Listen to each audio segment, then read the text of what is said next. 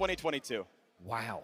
Yeah, it's my stat. I was like, hey, stat, tell me when. And you just steal it from me, Venius! Wow. Yeah, I did. Well, you didn't read it, so what do you want? I was going to I introed the series. I was going to wait till like in Champ Select or something when it was more, you know, relevant. No, it's okay. It's okay, Venius. Synergy is ruined. It's a disaster. We'll bring it back. We'll bring it going back. down in flames. There's a reason it's the Doug duo, not the Doug trio. You haven't shaved your head. Yes, because he's not bald. Yeah. That's Okay, why. so I'll invest in it, I promise. All right. Well, what I'm really interested to see now is EDG on blue side. What will they try to change up here? Will DRX allow them to grab Aatrox if Flandre wants to play it? Because Aatrox has been largely going unbanned. So far, both Caitlyn, Yuumi, and Aatrox are all available. This is surprising to me. They chose to ban Azir. That made sense. I feel like they're going to ban Azir too. I feel like they're going to leave multiple OPs open and try to trade. Because otherwise, I think the Victor ban makes no sense. Caitlyn blue side ban. Yes, Silas gone. Yes, Akali gone. Azir is a trade. Obviously, Yumi's a trade. Maokai and Orin have been left up. Yumi is gone. I don't like it at all. Graves. Yeah, I don't like Graves' it at all. first pick is an angle. Aatrox is the bigger one. And I want to know, does DRX have something good as the answer? Because you left up a huge champion. Can they do Graves Azir, right? Like, do they have the confidence to actually bring that out, right? Because a lot of these big picks have been banned out. Sejuani is another absolute power pick if they want to play triple melee topside. But then maybe, you know what they're doing? I know exactly what they're doing. They banned out Victor. Okay, never mind. I was gonna say that I thought they were gonna leave up Azir and then go Yone with triple melee topside into the Azir. Yeah. But instead they just do take it away. This could be still a flex, of course. It could be King, could be Pioshik. I love how you see, like, I see the puzzle, and then every team. It was all coming together. No. And I guess they just want control mage versus control mage, you know. But they're gonna ban one away, right? So they're gonna ban away what they think is a good control mage answer. Scout LeBlanc. Okay, baby. I'm excited. This is already a much more early game focused draft from EDG, and now we just need to see Mako on an engage support. Please, EDG, come on. Put him on the Thresh, put him on the Nautilus, put him on something that has agency, because it felt like that last game, EDG just had no tools to start any fights. Yeah. It was really all about Zeka finding creative ways to kick off the fights and come out ahead. It was 17 kills in a 42-minute game. It was hilariously slow. And the priority they have, do they want the answer to top lane? You can see the hover over all the things that were played before. The Jax and the Fiora did not actually quite win the lane against the Aatrox, who still was up in farm, and it's going to be Camille is Kingan's chosen answer. So comfort for Kingan. Yeah, just trying another one. One of the other answers there, you know, that people have been playing up towards it. This one does give them engage, though. DRX have very good engage. When you're looking towards the Camille can go in. We have that really good pairing with the Sejuani as well. So the topside 2v2 is going to be very powerful. You have Sejuani ult, you have the follow-up as well. Hextech ultimatum, the Azir ulti there, all looking really strong. Yep. I also think that Camille into LeBlanc is also just a good idea in general. Yeah. I think the added lockdown makes it so much easier to mitigate her obnoxious mobility. I will say, though, that Lee Sin is then again a good answer into the Camille, the kick being able to provide that extra bit of peel for any carry that may be locked down. The respect being shown to Deft once again. He will, of course, have... Hang on, I say that. I'm so used to TRX being on the blue side. But it will be DRX that remove the Aphelios from Viper and the Draven this time round. We're now going to be looking at things like Callista. We're looking at Jinx. We're looking at Ashe, all being up and available for Deft to get his hands on. Yeah, it's interesting. You know, would they bring out the Ashe without the Heimer? I'm not sure. You know, maybe they are. I'm trying to think about what they would want to be going towards that they're worried about the Draven for, right? You know, would they be willing to go towards the Sivir? That's one thing that a lot of people really dislike that matchup. But Sivir, we haven't really been seeing without Yuumi whatsoever. So it might just be Callista. They don't want to play the other side of the matchup that they put their opponents in. So it will be Callista. It feels like likely you would go engage on 5. But again, Beryl has such a big bag of tricks. This Rock has been banned out, the Heimer's been banned out, but he could still pick an Enchanter to try to win lane, something like Renata if that's available. The other option is, of course, going heavily towards engage. I actually really like Varus here, just as a strong laner. This is one of the things that's been tough for EDG, is actually having pressure over the bottom side of the map. Yeah, the Sivir scaled in game 1, but was under turret the entire time. Varus actually is a solid laner. Someone like Kai'Sa gets run over. I think Sivir gets run over by Callista as well, so can actually fight back. Yeah. You can go Tom Kent if you're like, I really care about the Sejuani lockdown, the Camille lockdown. I ult him out of it. There's obviously other Enchanter options as well. Like Lulu Varus is playable. He could take the Renata away from Callista as well. This allows you to play the 2-on-2. You've both got good attack range. You can actually push someone out.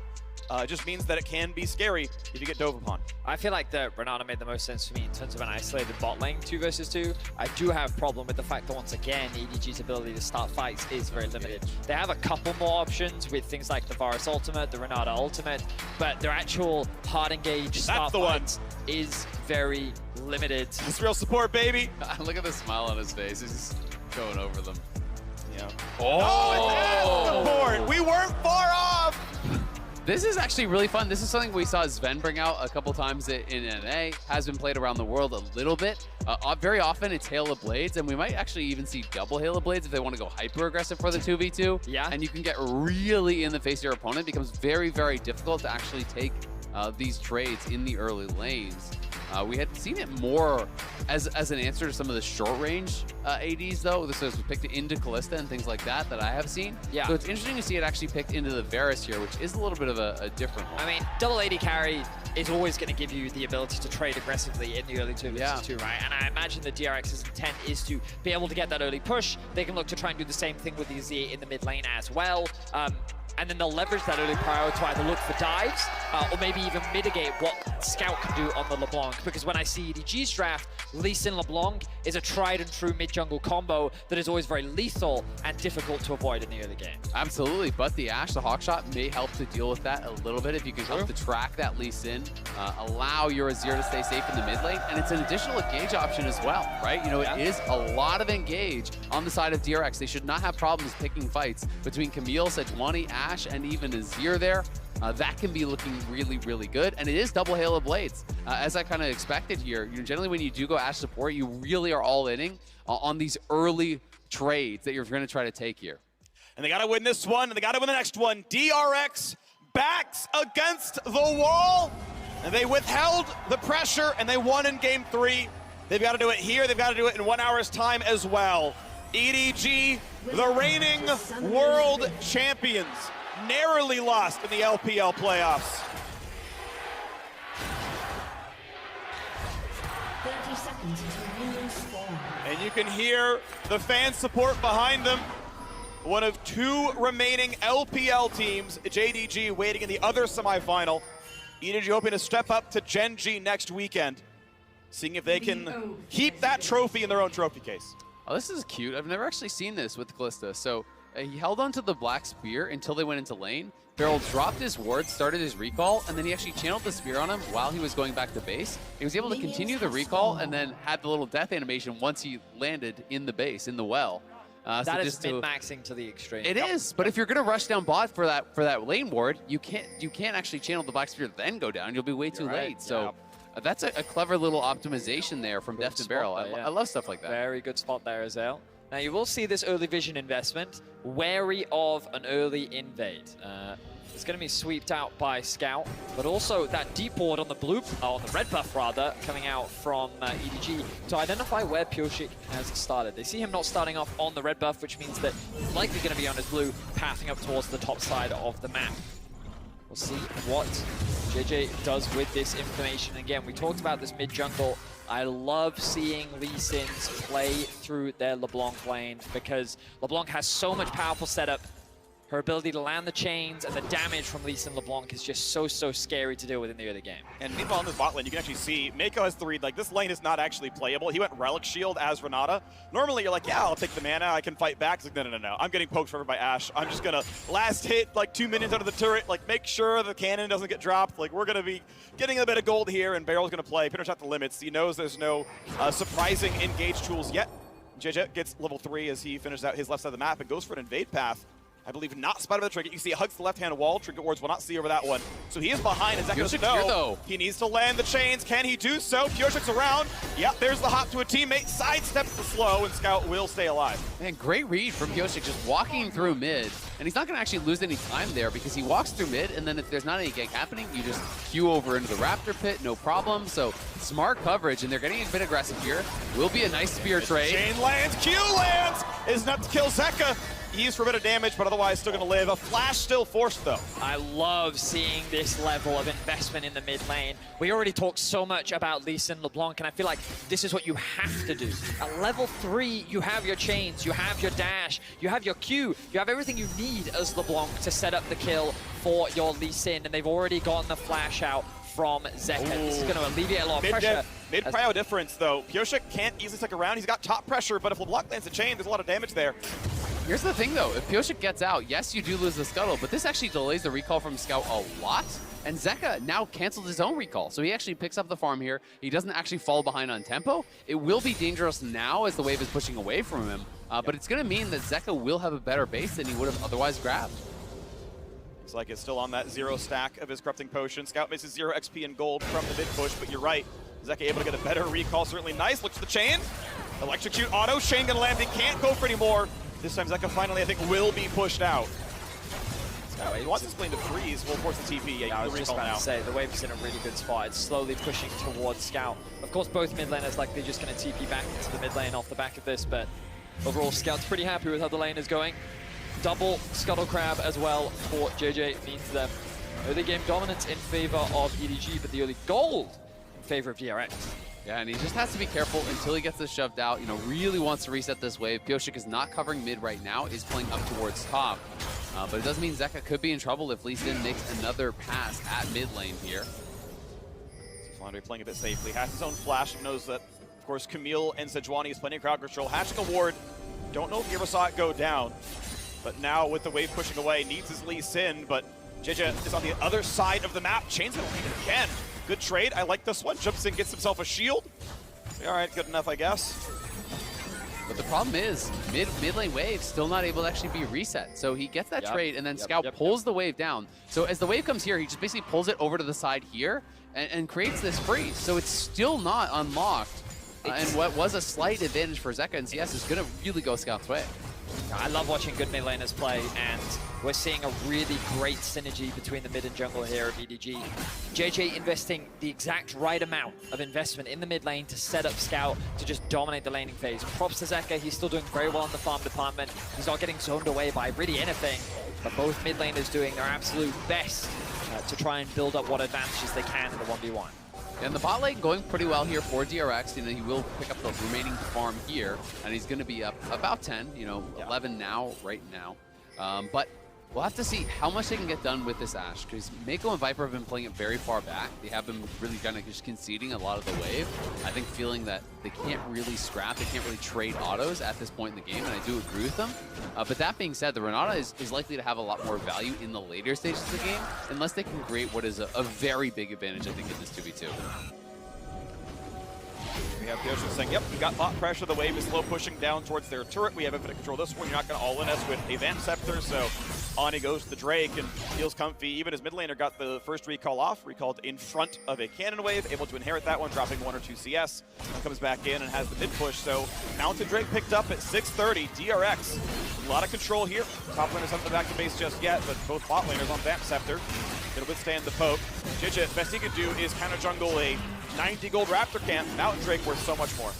DRX, firm control over the early game once again. And I'm impressed. Their bot lane, we knew that they would have the push, but really Deft has demonstrated that naturally the 2v2 matchups do help him, but he really has been able to get the better of Viper in a lot of these 2v2s. There was that exception in game 2 where Beryl was falling short, dying a couple times in the straight up 2v2 matchup, but other than that, Deft has had a phenomenal series along with Viper. And we get to see some masterclass AD carries going toe-to-toe at the highest level. And I think when you talk about the ADs, when you're talking about lane, you also have to give credit to the supports, right? And I think a lot of the laning advantages from DRX have come through these creative picks that Beryl has been going for, right? The Heimer in game 1 especially was massive. The Ashe in this one really making a big difference as well. So a lot of the creativity here out of DRX that I think it was giving them those edges in the 2v2, and then it's EDG who has been often on the back foot, trying to pull it back in the 5v5 later on. The lost cannon minion, everyone in the chat spamming -1 right now. Even though Flandre is zoning him away from it, he lost the cannon minion. You gotta do what you gotta do. Yeah, got the XP, I think, but yeah, that's 69 gold or so missing, so nice. Nice job, I know. I mean, it's well done by Flandre, very, very skilled. Though that said, the CS lead once again goes Kingan's way, so outside of the Kennen Fiora game, Kingan has been up every single game in this top lane in CS, but this one far enough away. His jungler not his side of the map right now, still busy taking a red buff that takes a big L on farm, and it's going to be Flandre, catching all the way back up. Yeah, he will be able to catch up, but the wave will actually group and push towards him, so Kingen can take that base timing. They're both going to TP back towards top. First base from both of them, so we'll get a lot more dangerous. Scout could be in some trouble now. One more auto will be the stun to Scout's W back up. Actually has to burn R for it, save the cooldown. Flash away, it's going to be Barrel flashing out himself. Early burn on some cooldowns right now. Def going to be the better of that trade, it looks like, but his support quite low. Now playing the top side, is it going to be enough? Does it look for the chains, look for the kill? Will they find Kingen? A big knock up there from Aatrox. Smite for hell. First blood comes through to Kingen. Smite comes across the rest of it. Pyosik will drop though as well. Scout able to claim the actual eye himself. Zeka getting dropped. Doesn't have any cooldowns left. Wander needs his Q back up, and he doesn't have it. Zeka gonna get away. Nicely done escaping there, but it is the Herald going the way of Scout. He can push up mid, and he's going to be able to get solo gold on that when he so chooses. Bot lane, though, going very well for DRX. It does cost Barrel his flash, but they got 4 summoners from the enemy bot lane duo here. Just utilizing that faster level 6. Def hits 6, and they immediately go for the play there. Barrel now has his ulti, and there's no cleanse on Viper. So if they could call down Pyosik, there's a good opportunity for a gank, and that's why JJ is here and just has to hit Ashe, has no flash, has no cleanse, but Kalista no ult either. But if he had flash, he pulls a ruler, that man dies, Lee Sin ganks with it, but never in range, Barrel not able to be hit. Very close play there, but the respect from the DRX bot lane remains firm. They will not concede any kills over to EDG in this early game. The gold now dead even. Incredible stuff from both these teams. I think DRX continue to defy expectations. On paper, coming into this series, you would expect EDG to be the clear favorites, and we're going to have a look back into this fight, mainly as to why. Look at the initial play setup here.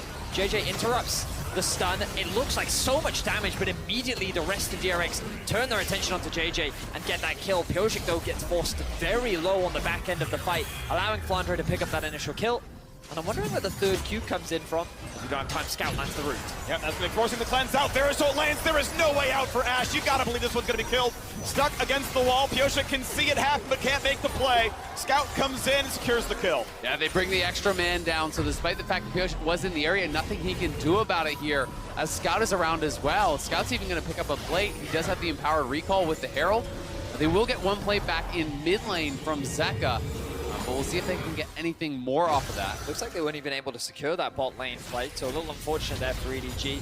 You'd imagine that they wanted to convert that into something like a Herald, maybe even secure that tower. But it's good to see EDG getting out on the map with this mid-jungle duo. It's really what you need to be doing with the LeBlanc and the Lee Sin. But Zeka doing the right thing of just pushing in mid and trading what he can. It looks like the tempo was too important for that one. Health bar's a bit low. They need to get back into the base because the drag comes up in 40 seconds. Sidestep, just barely on the arrow. 2 ults missing. Scout saves everything. Well done by him. Smooth, very smooth there from Scout. You could feel the cold wind nipping at him, but he was able to sidestep it beautifully. Now the dragon spawns in 20 seconds. EDG do have control over the mid wave, but it's DRX to have access to the river. Good awareness from JJ there, and now EDG have made their way into the river, and Scout will use the Herald to generate this pressure in the mid lane, making it harder for DRX to come and contest. Yep, and because it was on the mid laner, it's 320 gold right there to Scout. He also picked up the 200 for the kill, plus 100 local gold, so that's 600 gold he basically got just straight up from the Herald. Nice stuff, but now Scout has to play for his own mid lane as it was so grouped up against the turret. He's got to get in there for that one. I want to see if Aatrox can join. He's got the Eclipse. He's got the first mythic of the game. That is a big power spike. But without TP, he would have to walk, and you can see he is going towards the top side of the map. So ahead or not, it doesn't matter. It's about the 4v4 on the bottom side. Chain will land, but Scout not getting the better of these trades right now. Well played, Zeka hits him back pretty well. Distortion not going to land. The ulti on cooldown, and he can't get much more than that. Yeah, there is no ultimate available for Pyosik, but Barrels is now back. Really slick. Zeka gets out in time to shuffle backwards. Had his own ulti, there's an overdrive. Ultimately not killed, but now another recall forced by the Scout. And now, DRX could potentially just start this up because there is no TP on Scout, right? And they have the HP advantage here, so they should just start this up. They have the Kalista. This should be their dragon, so it should be a second one going the way of DRX. It is a 1k gold lead for EDG, but more than evened out by these 2 dragons going the way of DRX. And they are still the team that has all the engage options here. Nicely picked up. Dragon on the board. The top scoreboard favors DRX. The bottom scoreboard is different. The nameplates are different, but as far as things earned in the early game, better for the red side right now. You want to see if Flounder can get himself the next plate. Not quite, though. A little bit of poke, though. It's also worth noting that it's going to be Mandate Ash, so he's not going for the lethality style build. Oh, nice try on the delay there from Kinga, but the timing was great from Flandre on the Q3. But the poke is definitely going to be annoying here. You go for the Mandate Ash, you have the Ludens on the Azir that's going to be built towards. And that combo there, volley into the Q from the Azir, is going to be really difficult to deal with for some of these champions over on the EDG side. They're getting lower and lower, but the plate's going to drop in about 30 seconds. It seems like the LeBlanc can't get too much more done. Is first to Ludens. You mentioned the gold getting fought all of him, but the problem is that all lined up after the Dragon went down. Didn't have Ludens for the mid play, didn't have Ludens for the attempt on Zeka's life. Drake was playing off the lane pressure. Arrow! Oh, it still hits him! He distortions the wrong way, still gets tagged. JJ lands himself a Sonic Wave. Resonating Strike will not follow. If JJ wasn't there, I think they maybe go in for it, but with the Lee Sin around, if you fly into the tower there, you're going down. I'm telling you right now, everyone in this arena would have panicked, including me. I would have been hit by the arrow at least like 3 seconds ago. What crazy reactions there from Scout. We continue to see him dodge these arrows. We saw it in game 1. We're seeing it again here in game 4. Man showing the utmost respect and continues to prove why he is one of the best mid laners in the world. Scout on this LeBlanc, a lot of responsibility will fall on his shoulders to be that big poke threat later on into the game, find those picks onto Deft in particular. We'll see if he's able to do it, as EDG slowly but surely continue to build up a small lead. A number of plates went into Scout's back pocket. Does have the Ludens alongside Zeka, just picking that up for himself now. Looks like that EDG making their way towards the top side of the map. I don't think they can get anything onto King in though. They're just going to convert this into a Herald. Maybe they can use this to break down the mid tower. Really important Herald, because sieging against an Azir, very difficult to do. That feels comfy, right? Ult, flash, cleanse, all available. Just lane mates can be safe on top of that one. 6,000 health on the Rift Herald. And here comes the pending team fight. Down to 4K. Yoshik wants at the front line. There's the agony hit again. It's going to be a smite. It's going to be ult out of Jinja. And it just deletes the poor Lee Sin. Renata can't help that, but the re-engage looks good. King is quite low. No kill just yet. Second flies in. But everyone flashes back away. Re-engage. Ash finds the knockup. Smite claims the Herald. And Zeka's killed off Mako. Chasing in for Flandre. Next attack would kill. And they'll knock him down. DRX taking the lead here in game 4. What a fight from DRX, 3 for 0, and the Herald goes their way. The reaction times on both sides were incredible as Zeka swoops in. EDG flashed immediately, multiple ways to get out of there, but it's escorting them into King and into Pioshik, into Death. We're creating the space. They get the initial first kill, and then watch the Azir as he swoops in here towards Mako and Viper, but the reaction times are there. I thought we were going to see another Showmaker play right there. I thought it was going to be a one-sided affair, but the response from EDG is incredible. Mako, though, after losing his flash, finds himself in a very awkward position, as it felt like the DRX just had so much more space in the fight. Yeah. EDG was funneled into like one side of the river and this awkward choke point that they couldn't get through, whereas DRX had the entire river to play through. And Kingen, this man finding the right targets in the fight, coming up clutch on one of his big comfort picks and able to take apart EDG. I mean, that is the power of drafting for engage, and now barrel up towards top side.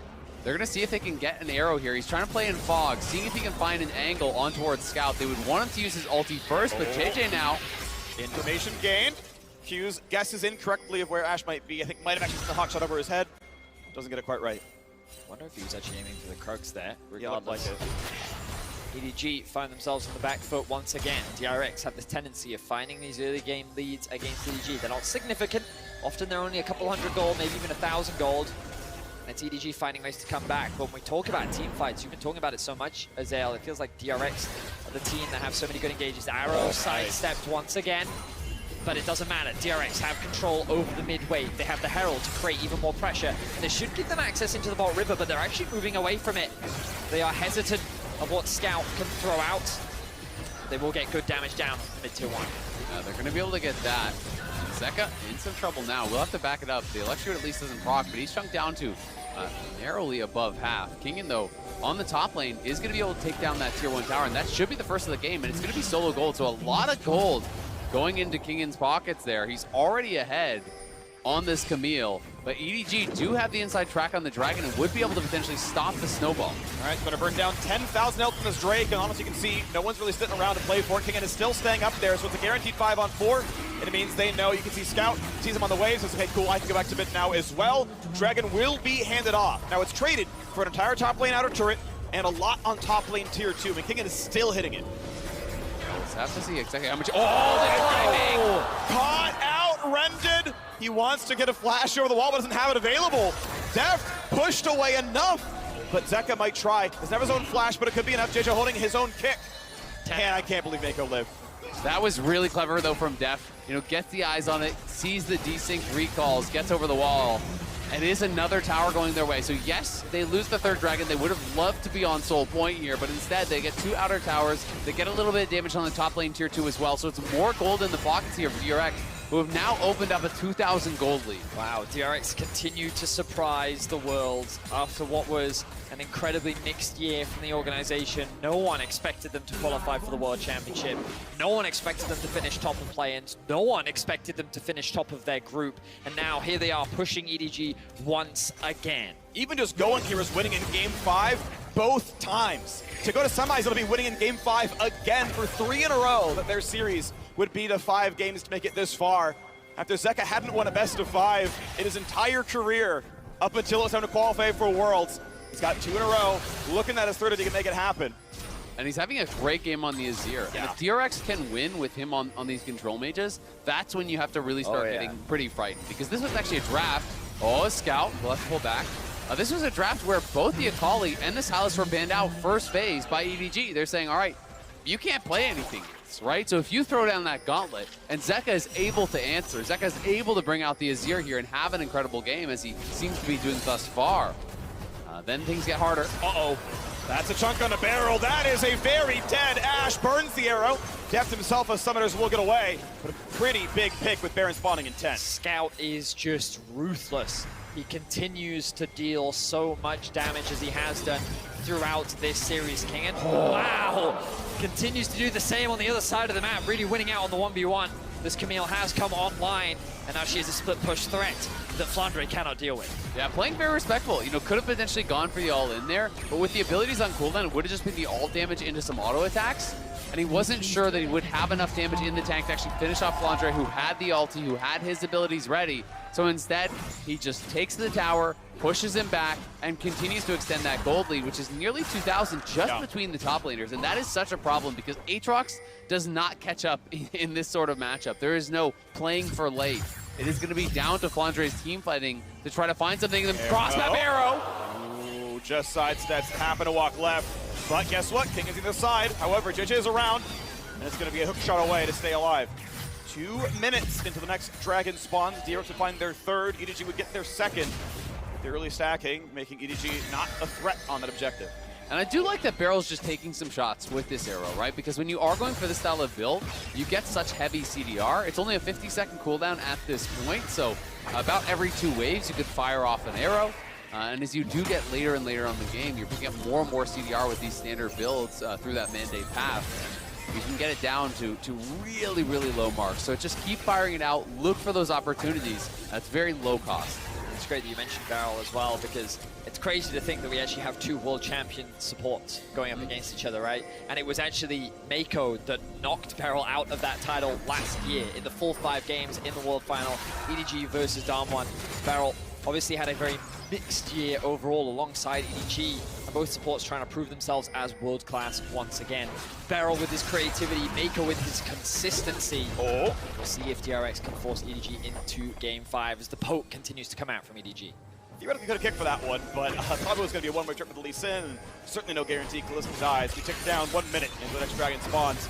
EDG got the last one as DRX opted to cross-map instead. Got a turn and a half and a couple of waves for that play, and gold positive, though did lose some Dragon pressure. We'll see what the play is next time. 40 seconds now the timer.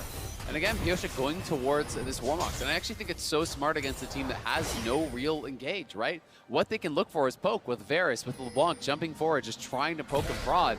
So Pyosha can just constantly be the one to face check, be the one to step forward, take this chunk of damage, but they're looking for the engage now. And he saves the cleanse the whole time, knows he's safe with an Ash Arrow and is correct about it, so still has that next time around, if we're going to see Chains or a Berserk. Ult for ult traded, but this is DRX controlling space. They've done such a great job of this throughout the series, just gaining control of EDG's quadrant of the jungle and mitigating and suffocating them from vision. Kingen is looking for the flank. He should be spotted on this ward. He will be. And EDG, do they react to it though? Kingen knows that he's been spotted. The dragon has now been started. EDG looking for a way into the fight. 7,000 health. When we get the ult, he's coming across. The poke's pretty solid. Flandre is in to the front line. A little poke towards Zek is going to be still okay. 4,000 health. Lee Sin can come in. When does the fight start? Dives on and looks for the kick. Into the wall. Not going to Pioshik. Smited by DRX and he stays alive. On the other side, we've already seen the kill on a glass, but it's a 1-for-1. Now 2 as Zeka safely fires to the back. Flandre pushed away. Scout could be the target. He is stunned and Barrel shoots them from behind. Is it going to be enough though as they throw in the clone? Going to be able to stop that with his own passive, and Scout still on the way out. Should be able to survive this one. Turret will fire once, maybe twice. Over the wall comes Pioshik, but can't find his kill either. Wow, DRX are out team fighting EDG and they're doing it in convincing fashion. The TP now comes in from DRX. A quick slow, needs one more auto, and he can find the stun, he will get it. Here's the rest, flash volley, it's a flash to safety. Viper chunked again. Man, the slows are so oppressive from DRX. It took so long for EDG to be able to disengage from that fight with the non-stop volleys, with the Ash arrow coming through, with all of these tools that they're utilizing. Some great micro with the clone, though, from Scout to actually block Barrel coming back in with that Kalista ultimate. Really smart stuff from him to stay alive and avoid complete disaster. But it is DRX on Soul Point now here, and Hextech Soul to boot. It's going to be easy for them to apply that constant little poke and prod with damage. Sees Barrel, no reinforcements though. Mako is around, but not enough. Red Smite for a bit, but now's the stun. He ward house and has nothing else left. He might try to find a kick. He is stunned, but tanky. Merc treads, Gore Drinker stays alive. Death Stance halfway there. JJ just looking for a pick. He almost saw one onto Barrel and will get the heal out from him, but it will result in much more. JJ will be able to get to safety of the assistance of Mako. DRX, they're the ones in control of Game 4. After we thought that mental would be broken after Game 2, they've come in and they've shown EDG a plethora of different styles and a confident draft here in Game 4. They're now looking for Scout. No ult. W's going to be enough, though. He's going to be clearly out of range. But DRX, looking really, really strong. And in this game, one of the key differences is not only they have an incredible Baron take with Kalista plus Azir, they can just bait and turn. And they have a real tank with Warmogs. Like, their Baron setup here is amazing. If you can deny the vision, Warmog Sejuani does not care about the damage that's going to be coming out from the Baron here. Zeka plus Daft can do the damage that you need. But Kingen. Okay, the play towards Kingen. Ults to ignore it when he can, but kicks right back out. Hookshot gets a lot of space, but will it be enough? Other side of the map, of course, is 4 versus 3.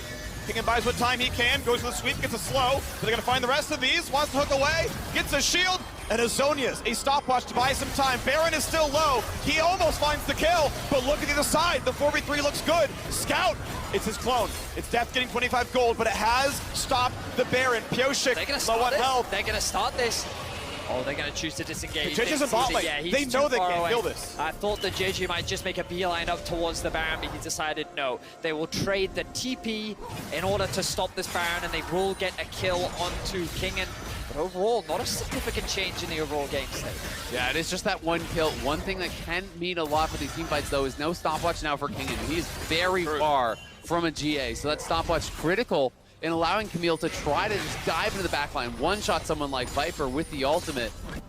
Now going to be a one-way trip if he does look for it. JJ will be spotted, but should be fine. As you can see, Zeka not going to continue to chase. So it's just back towards the dragon stacking here, I think, for DRX. They've got to continue to set up vision in this area and look to get ready for that. It's going to be about a minute and a half, so complete as many items as possible. You can see most of the carries here have their 2 cores now. Difficulty is on the EDG side. Tell me a champion who is known for team fighting on the EDG side.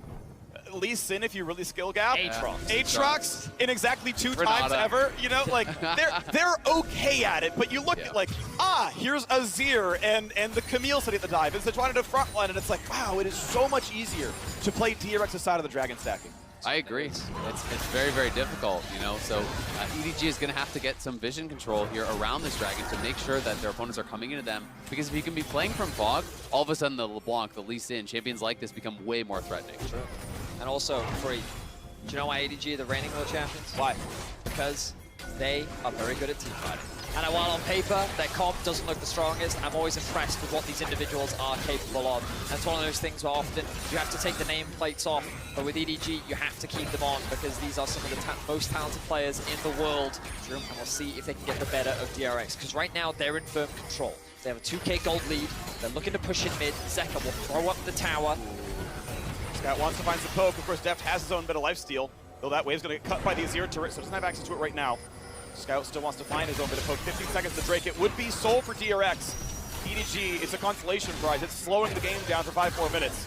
Trying to find their way back in, though, but Zeka's Azir, still a heavy team fighter. And it gets awkward because now King can just go towards the tier 2 mid. EDG have got to decide. Do you just straight up go for the dragon? They will. They're going to leech it on spawn here, but here comes the arrow. Just sidestepped.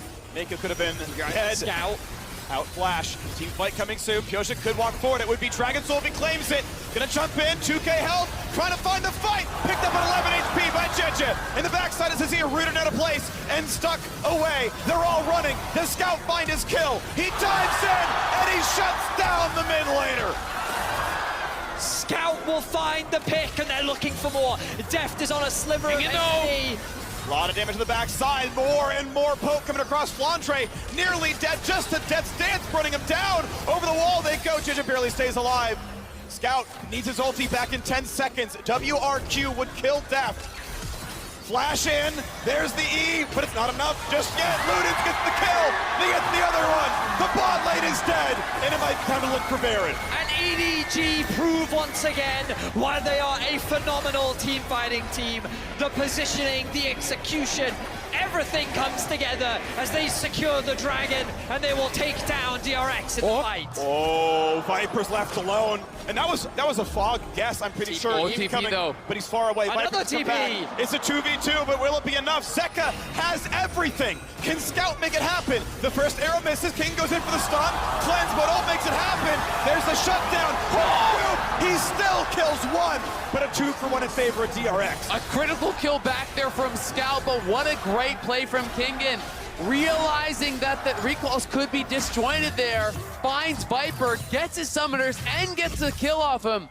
And now, I think DRX should try to threaten the Baron potentially here. Will they actually have the confidence to go over for it? You have Kalista plus Smite plus Azir. JJ does take the scuttle. Wait. His Smite's down for a long time, what though. is the cooldown He used it on to break that? the it's like 40 seconds plus. I mean, now, that's not a guaranteed information 45 known. seconds. They don't know though. They don't know that he doesn't have another charge of it. They can't know for sure, but even still, though, EDG have no damage. There is no threat on this team. Renata, Lee, Aatrox are not going to win that fight. DRX know it, and they know off of heroics from Kingen. Heroics to dive into a fog of war brush, get a 2v1, they kill both carries and secure Baron. That is massive. One of the critical things there was the fact that Scout TP'd bot to try in that play, right? So even when he respawns, there's no way he can actually get back and try to contest at that Baron. So DRX make the right call here. They find the window to get the kills. They find the window to take the Baron. Okay, not gonna land. Look at second now, 2, 1, and 5, level 16. Very close to that third item. Let's have a look back at this fight where it starts. Oh, he sidestepped that? Wow. Viper able to get away with his life. Pyosik forced into the pit. Oh my word. Smite to 11. 11 HP there. HP. And then you can see how much damage is being done. DRX, they're playing from behind the Dragon Wall, which means that their access to the backline of EDG is very limited. This makes it so much easier for EDG to focus down a single target at a time. And DRX, they feel still confident enough to go for this fight, so they end up kind of going back in one at a time, once again making it easy for EDG to pick them apart. Absolutely, but Beryl, you know, bought a lot of space here with the constant volley spam, slowing them down. And then Kingen, you know, finding the window here as they were in that recall. Baron now taking, though, DRX on the push here. Going to be looking to see how much they can take down. They only have the one wave pushing right now, though. They're actually going to lose a tower in bot lane, so not getting much just yet with this Baron power play. They need to get mid lane working in their favor, and you can see Deft is pushing down towards that. They want to play in this top lane quadrant. Let's try. And try to bounce there. Not going to get the arrow stun. Is going now towards Grievous Winds himself. Knows there's healing in the opposing team. Viper, Jeje, Flandre, all doing a bit of that.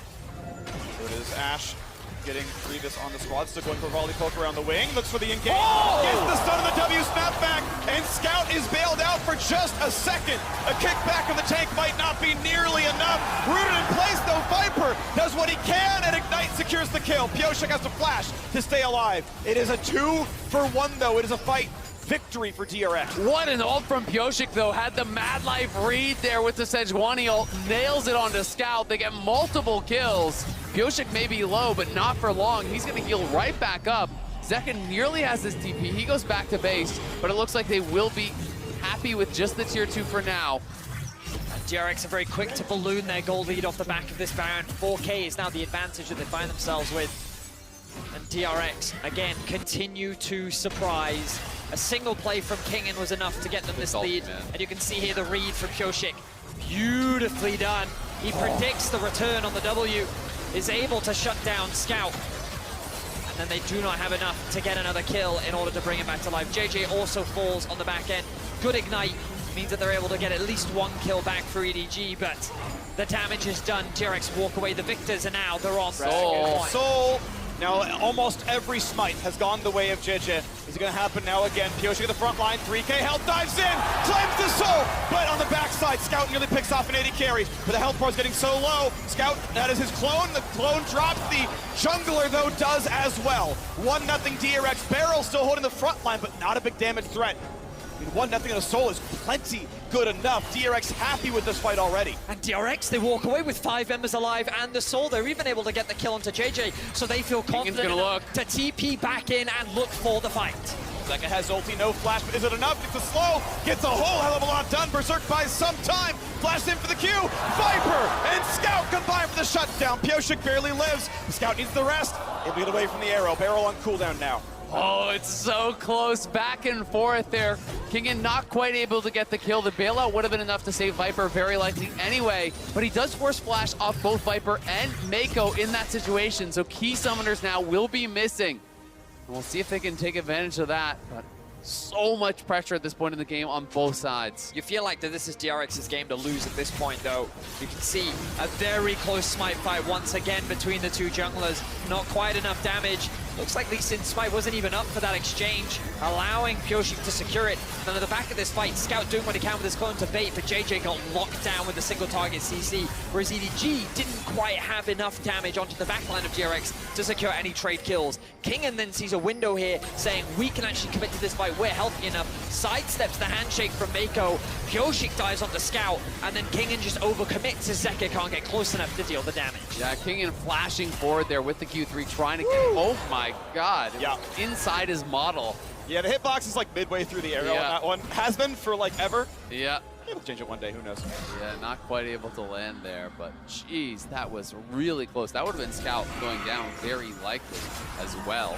Even more CDR now picked up, and Beryl has hit rank 2 on the ulti. So the cooldown on the arrow now, 36 seconds. So he can fire that out basically every wave. Just continue fishing for this. And it's going to have the Hawkshot up quite often as well here, which is going to give them the information advantage. They do have Soul in pocket, plus a 4,000 gold lead, so you can say it's about 8. Yeah. Or thereabouts. Oh, bit of a slow. Pioshik going to be rooted in place. They catch JJ. It's not going to be enough for the kill. The ward hops away, but Scout has nowhere to go. Knocked up by Ash and shut down by Dev. Thank you very much for the double kill. Both soul lanes are down. Berserk going to mean a whole lot of nothing. That is such a big pick. Scout, one of the biggest carries of EDG, is shut down, and DRX, they continue to turn heads. They continue to surprise the world as they're looking to bring the reigning world champions to Game 5. And they look for the play at Baron. Zeka on the way back over, and DRX gonna grow this gold lead farther and farther and farther ahead. You can see there is no chance to play for it. Your consolation prize is a red buff. The King might allow you to kill. Mako spots it with a ward. Arrow's gonna go wide. He's on the way out. I don't think there's anybody chasing down here. I think for EDG now, your last hope has got to be a play for Elder. The great equalizer in League of Legends is that. Scout, though, in trouble here. The arrow connects onto JJ. The stuns are there, but Scout just doesn't have his ulti up, doesn't have his W available, can't actually create enough space. They pull in Beryl, and Beryl holds the Kalista ult until after he uses the distortion to follow after him to ensure that he can't get away. It's just beautiful stuff. from the DRX bot lane there. And it's just a phenomenal punish from Pioshik, right? He's been doing this consistently onto the LeBlanc throughout the game. And You can see the years Yeah. fading away from the stress every time you go to the coach camp. I mean, again, no one expected DRX to be this competitive at this year's World Championship. The 4th seed from the LCK, barely making it into the World Championship. Pushed down 0-2 in this series, now on the brink of bringing us to Game 5. DRX have done what many did not expect. A team that is consistently underrated are turning heads here at this year's World Championship. And look at Peril trying to play in Poggy. We'll look for the arrow. Not quite gonna land on the target, but it's gonna be up in 30 seconds from now, so get ready. It's gonna find a different stun. Freljord combo looking pretty decent there as Mako's pushed away, and the bot lane inhibitor has been laid bare and will be slain. Double inhib down. Looking for the rest of it. Now top lane has no wave, but they can cut this one and get the push to happen. The TP back in for Zeka to make this push. One that ends the game. Has to burn a stopwatch. Stays alive with it. Jeje low.